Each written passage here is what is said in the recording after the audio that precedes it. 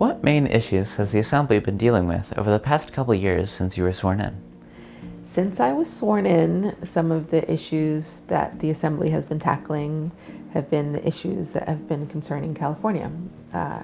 Housing and addressing homelessness have been, I think, first and foremost, something that we've tackled collectively. One of the first things I got to do when I joined the Assembly was go on a housing work group with 29 other legislators. We visited 19 different cities across the state of California and really got to hear and understand from different communities what were some of the barriers for them in terms of building enough housing and mixed housing. So housing for extremely low income people, low income housing, moderate and mixed use housing, and market rate housing. So that was really a very informative work group that I've continued to be participating on, and it informs a lot of the work that I do around housing.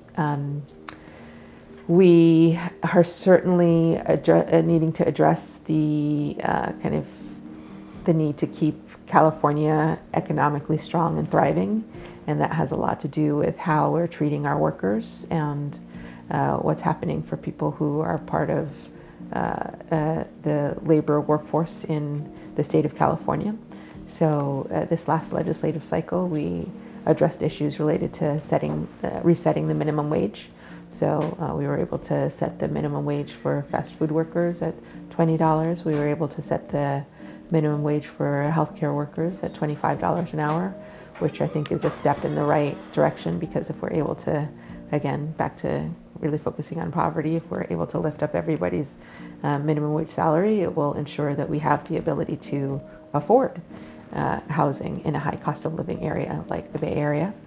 So that's been an important piece, and certainly we have come off of the reality of COVID. I know that's touched your family very closely, but for more broadly, making sure that we have an opportunity to deal with some of the long-term impacts of COVID from a health perspective. And one in particular has been our behavioral health and mental health throughout the state of California. We continue to, unfortunately, underinvest in mental health for decades in the United States. We just have a very warped sensibility about how to take care of our overall health, including our mental health, and California certainly didn't come out of that with a very healthy approach to building out the supports that we needed in that area. So a lot of the work that we've been focusing on is building a strong mental health infrastructure for the state.